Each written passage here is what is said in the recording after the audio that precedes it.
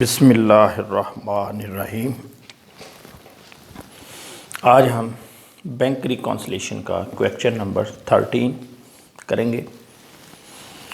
आए देखते हैं।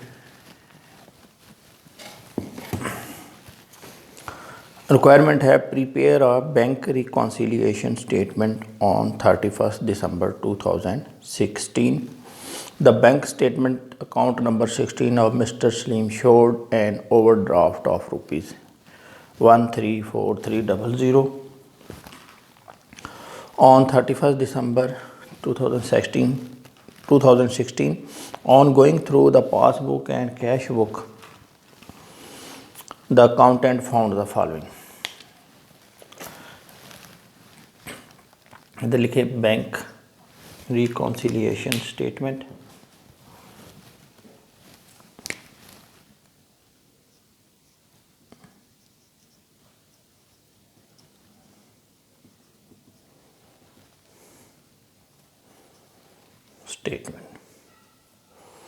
और इसके साथ आपने एज ऑन का लफ्ज़ इस्तेमाल करना है। As on 31 December 2016। इसकी वजह यह है कि ये जिस डेट को बनाई जाती है रिकन्सिलेशन, उस दिन ये एक्यूरेट है। एक ही भी ट्रांजैक्शन अगले दिन हुई जो इस रिकन्सिलेशन से मुतल्लिक़ है तो ये चेंज हो जाती है। इसलिए ये एक दिन यानी जिस दिन बनाई जाएगी, जिस डेट को या जिस टाइम, उस वक्त तक ये दुरुस्त है। बाद में ये कोई भी एक ट्रांजैक्शन हो जाएगी तो ये चेंज हो जाएगी। तो आप इधर एज ऑन लिखेंगे। इधर रुपीज़। तो स्टार्ट करते हैं। बैलेंस हमें दिया हुआ है बैंक स्टेटमेंट का, ये ऊपर लिखा हुआ है the bank statement account number 16। इधर आप लिख भी सकते हैं अकाउंट नंबर 16 और इधर लिखें बैलेंस एज पर बैंक स्टेटमेंट।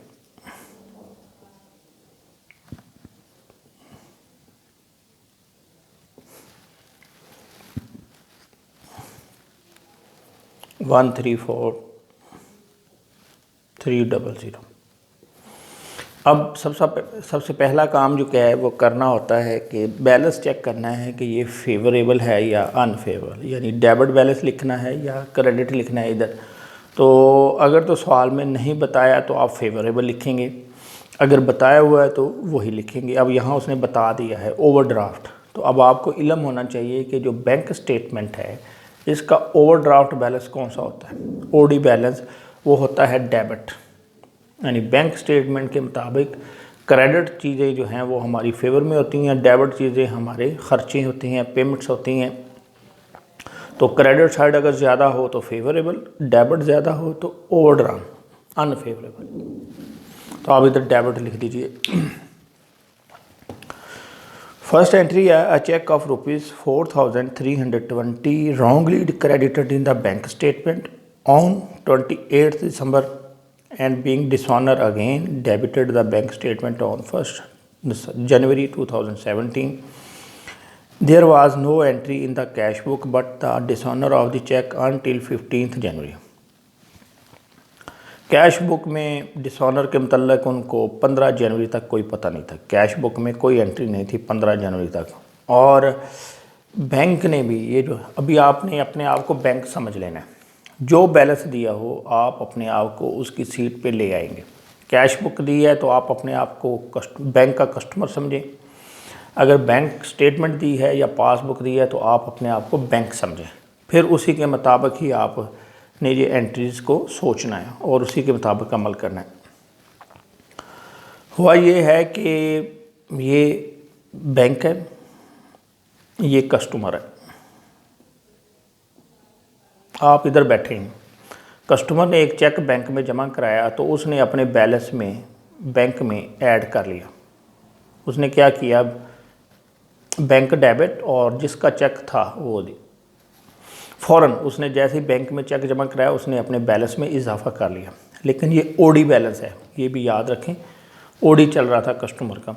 तो उसने क्या किया कि अपने फिर उसका बैलेंस इधर लिखा है, इधर होगा। जब ओडी होता है तो कस्टमर का क्रेडिट और बैंक का डेबिट, तो उसका बैलेंस कम हो गया, लोन कम हो गया, यानी ओडी कम होगी क्यों, उसने चेक जमा कर दिया। बैंक ने क्या किया कि गलती से, बैंक को आगे से पैसे मिलते हैं जब कस्टमर बैंक में चेक जमा कराता है, बैंक वही चेक इसके बैंक को, जिसका चेक था उसके बैंक को भेजता है, फिर वहाँ से पैसे मिलते हैं तो फिर क्रेडिट करता है अकाउंट में, लेकिन बैंक ने गलती से उसी वक्त ही क्रेडिट कर दिया। अब कस्टमर ने अपने पास डेबिट कर लिए, बैंक ने क्रेडिट कर लिया, यानी दोनों तरफ एंट्री हो गई। तो अब तो फ़र्क नहीं आना चाहिए, ठीक है, ये ओके हो गया।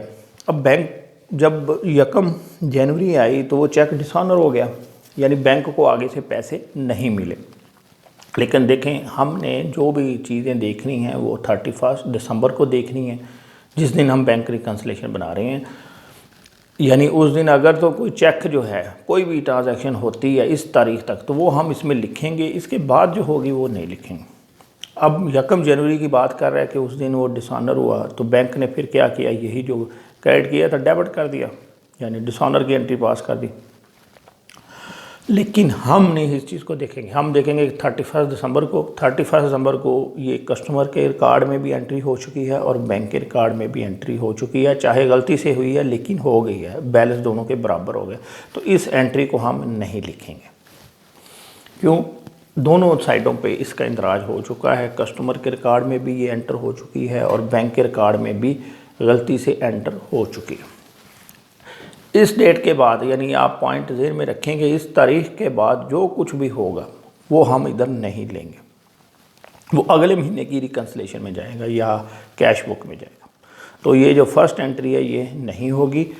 इस तरह की जो चीज़ें हैं कंफ्यूज करने के लिए आपको पेपर में आ सकती हैं, एग्जामिनर जो है पेपर में दे सकता है, इसलिए ज़रा सोच के, इसलिए आपको इतनी तफसील से समझा रहे हैं ताकि किस तरह की भी सिचुएशन आ जाए पेपर में तो आप आसानी से उसको हैंडल कर सकें। आगे है second, interest collected and credited by the bank in the bank statement of mister Salim's behalf but the same had not been recorded in cash book. ये बैंक ने क्या किया है कि कस्टमर के अकाउंट में पैसे क्रेडिट किए, ठीक है, अब बैंक में डेबिट होने थे, बैंक में नहीं हुए, कैश बुक में, यानी कैश बुक या बैंक बुक उधर रिकॉर्ड नहीं हुए, ठीक है। अब उसको तो कैश बुक को तो हम नहीं टच कर सकते, हम तो अपने रिकॉर्ड को दुरुस्त कर लेंगे। तो हमने क्या किया है, अगर क्रेडिट किया है तो उसको डेबिट कर लेंगे। अब देखें, यहाँ ये पॉइंट समझना ज़रूरी है कि बैंक स्टेटमेंट में ओडी बैलेंस चल रहा है, यानी इस तरफ लिखा हुआ है बैंक स्टेटमेंट में, ओडी बैलेंस डेबिट साइड पे लिखा जाता है इसके पासबुक के, और क्रेडिट बैलेंस फेवरेबल बैलेंस वो इस तरफ होता है। यानी बैंक ने क्या किया, जब ये पैसे आगे से मिले, इंटरेस्ट लिया, तो उसका लोन चल रहा था, तो उसने लोन में से वो पैसे काट के कम कर दिए, उसका लोन कम कर दिया। अब हमने बराबर करना है बैलेंस, क्योंकि ये चीज़ उधर रिकॉर्ड नहीं हुई, तो बैंक ने तो लोन में से जो पैसे आए हैं वो माइनस कर दिए। तो अब वो क्या करे, इसको रिवर्स कर ले सिर्फ बैलेंस बराबर करने के लिए, और ये एंट्री भी रिकन्सिलेशन में जा रही है तो इसको ऐड कर देंगे हम, ऐड, यानी उसका जो लोन है जो पहले कम कर दिया पैसे मिलने की वजह से, उसको हम दोबारा बढ़ा देंगे। इधर लिखेंगे इंटरेस्ट कलेक्टेड, जो वर्ड्स इधर दिए हैं वही लिख दें, interest collected and credited by bank.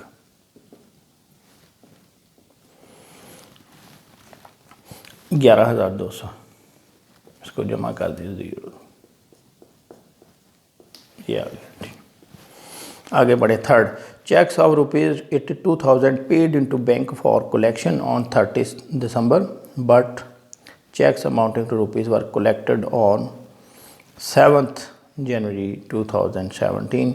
82,000 रुपये के 82,000 के चेक जमा कराए थे 30 तारीख को, लेकिन इसमें से 30,000 के 7 तारीख को जमा हुआ।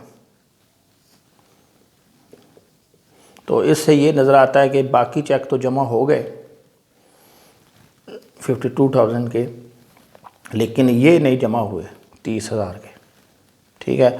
अब क्या करेंगे कि कस्टमर ने तो अपना जो, ये ओडी में चल रहे हैं, कस्टमर ने अपना जो लोन है वो कम कर लिया है। अब हम इतनी अमाउंट से, बाकी तो कम हो चुके हैं 52,000 के, वो तो कम हो चुके हैं, वो हमारा नहीं है। लेकिन जो इस तारीख के बाद हुए हैं वो तो हमारे पास आउटस्टैंड रहेंगे इस तारीख को, तो इसका मतलब ये नहीं हुए। इसको हम कहेंगे अनक्रेडिटेड चेक्स। चेक जमा कराए, पेड इनटू का मतलब डिपॉजिटेड। तो 30,000 के जो चेक हैं वो उधर लोन में से कम हो चुके हैं कस्टमर के पास से, क्योंकि ओडी बैलेंस है, लेकिन इधर माइनस नहीं हुए। तो हम बराबर करने के लिए क्या लिखेंगे, ये जो है 145,500 के कि ये 30,000 के चेक्स थे। तो क्या है कि उधर जो हैं वो हमने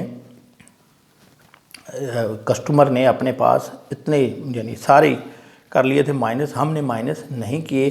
तो अब हम क्या करेंगे, टैली करने के लिए माइनस कर देंगे अनक्रेडिटेड चेक्स 30,000 के, जो कि 7th को हुए हैं।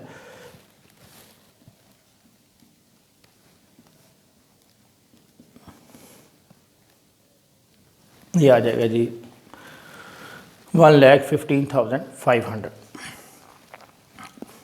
इसके बाद है 4th, out of cheques amounting ₹31,200 drawn on him by 27 December. A cheque for ₹10,000 was cashed on 3rd, यानी 31,000 के चेक्स जो हैं वो इशू किए गए कस्टमर ने। तो उसका जो है वो उधर उसने क्या किया, अपना ओडी बढ़ा लिया क्योंकि नेगेटिव बैलेंस चल रहा है। तो जब वो और चेक इशू करेगा तो उसका ओडी और बढ़ जाएगा। उधर उसने अपना बढ़ा लिया 31,200 से। जबकि हमारी जो बैंक स्टेटमेंट है इसमें अभी तक जो है वो 10,000 के नहीं हुए, ये माइनस करें।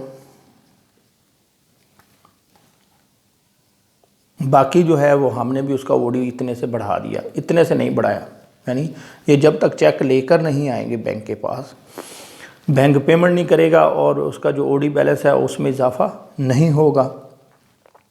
बाकी का तो हो गया, यानी जो तो पेश हो गए, कैश हो गए, वो तो ओके। लेकिन जो चेक पेश नहीं हुए, प्रेजेंट नहीं हुए, इन कैश नहीं हुए, चेक्स ड्रॉन का मतलब चेक इशूड, तो वो क्या होगा, बैंक नहीं पेमेंट करेगा। और जब तक पेमेंट नहीं करेगा तो उसकी जो ओडी बैलेंस चल रहा है उसमें इजाफा भी नहीं होगा। लेकिन अब हमने क्या करना है, सिर्फ अपना बैलेंस बराबर करने के लिए इन 10,000 की पेमेंट भी अपने पास लिख लेनी है। तो क्या लिखेंगे, अनप्रेजेंटेड चेक्स या अनकैश्ड चेक 10,000 की। अब उसका जो ओडी बैलेंस चल रहा है ये और बढ़ जाएगा इतने से ही,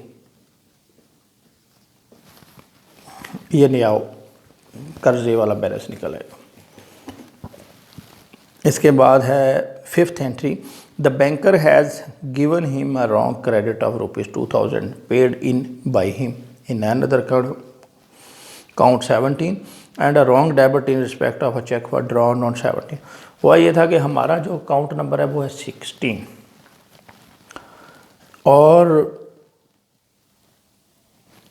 ये जो अकाउंट नंबर है 17, कोई पैसे जो हैं वो करने थे अकाउंट नंबर 17 में डेबिट, लेकिन उसने क्या किया, गलती से अकाउंट नंबर 16 में डेबिट दे दी। और एक क्रेडिट देना था, यानी पैसे जो हैं वो डालने थे अकाउंट में, यानी एक क्रेडिट है रॉन्ग और एक रॉन्ग क्रेडिट है और एक रॉन्ग डेबिट है, दो चीज़ें हैं। तो इसमें क्या है कि दोनों जो हैं इनका ताल्लुक था अकाउंट नंबर 17 से। उसने गलती से इसमें डाल दी। अब पहले हम देखते हैं, इसका लिखा हुआ है रॉन्ग क्रेडिट 2000 का। जब उसने रॉन्ग क्रेडिट डाला तो इफेक्ट क्या हुआ, रॉन्ग क्रेडिट डालने से कि ओडी बैलेंस है ये माइनस हो गया, इसका यानी कम हो गया। तो अब हम उसको बढ़ा लेंगे जितने से उसने गलती से, इधर लिखेंगे wrongly credited by bank, wrongly credited by bank, ये 2000 है। ये जो लोन वाला है, ये लोन जो चल रहा था ये ज़्यादा था, तो जब ये क्रेडिट दिया तो क्या किया, ये लोन कम हो गया। अब इसको हम दोबारा बढ़ा लेंगे तो ये हो जाएगा और जो दूसरी चीज़ है रॉन्गली डेबिटेड, इससे इफ़ेक्ट क्या हुआ कि कर्जे में चल रहे थे तो जब और डेबिट दिया तो कर्जा बढ़ गया, कर्जे में इजाफा हो गया, ओडी बढ़ गया। यानी जब डेबिट दिया, डेबिट होते एक्सपेंस बैंक के एंगल से, तो उसने जब डेबिट किया तो ये लोन बढ़ गया। अब जब हम इसको बैलेंस मैच करेंगे तो इसको माइनस कर देंगे, रॉन्गली डेबिटेड बाय बैंक, तो ये हमारा जो बैलेंस है वो मैच कर जाएगा। ये 1200 है,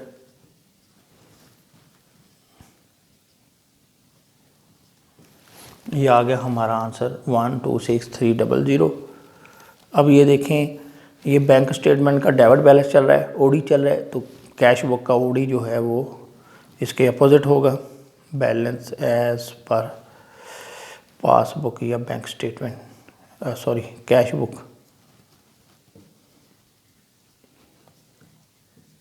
ये आपका जब बैलेंस है। अब हम इसको देखते हैं, अपना जो शॉर्टकट मेथड है कि डेबिट बैलेंस में, डेबिट बैलेंस हो तो जो चेक्स डिपॉजिटेड हैं बट नॉट क्रेडिट वो माइनस होते हैं, check issued but not presented plus होते हैं, और कोई भी पैसे बैंक काटे तो माइनस हो जाते हैं, और अगर कोई पैसे जमा कराए तो, जिसको हमने कहा था डिडक्शंस कलेक्शंस, यानी चेक्स अनक्रेडिटेड, दूसरा चेक्स अनप्रेजेंटेड, और थर्ड था डिडक्शंस, और चौथा था कलेक्शंस। ये 4 पॉइंट हमने देखे थे। तो अगर हमारा डेबिट बैलेंस हो तो पहला केस जो है माइनस, दूसरा प्लस, तीसरा माइनस, चौथा प्लस। अब हम इसको मैच करते हैं।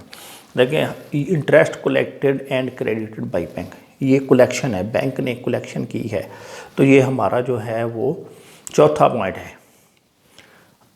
Checks deposited but not credited, checks issued but not presented, deductions by bank, और कलेक्शंस। तो ये कलेक्शंस है, तो इसको क्या करना था, प्लस करना था, हमने प्लस किया। ये पॉइंट ओके। अनक्रेडिटेड चेक्स, तो ये पहला पॉइंट है, checks deposited but not credited, तो ये माइनस किए हुए हमने। आगे है अनप्रेजेंटेड चेक्स, ये दूसरा पॉइंट है, ये हमने ऐड किया हुआ। थर्ड पॉइंट था रॉन्गली क्रेडिटेड, बैंक ने रॉन्गली क्रेडिटेड किए हैं, ठीक है। तो ये भी वो क्या है कि पैसे हमारे खाते में जमा हो गए हैं, कलेक्शन है। ये देखें, ये चौथा पॉइंट है, ये हमने इसको ऐड किया हुआ। और डिडक्शन कोई भी हो, रॉन्गली जो है, रॉन्गली हो या सही हो, वो डिडक्शन ही है, तो ये कौन सा थर्ड पॉइंट था, हमने थर्ड पॉइंट को माइनस किया, ठीक है। तो इस तरीके से भी आप आखिर में जाकर चेक कर लिया करें कि ये जो हमने लेस प्लस किया है ये ठीक किया है। अभी ये जो हमारा आंसर है वो बुक के साथ मैच कर रहा है। कोई चीज़ पूछने वाली हो तो आप कमेंट्स के ज़रिए पूछ सकते हैं। Thank you very much.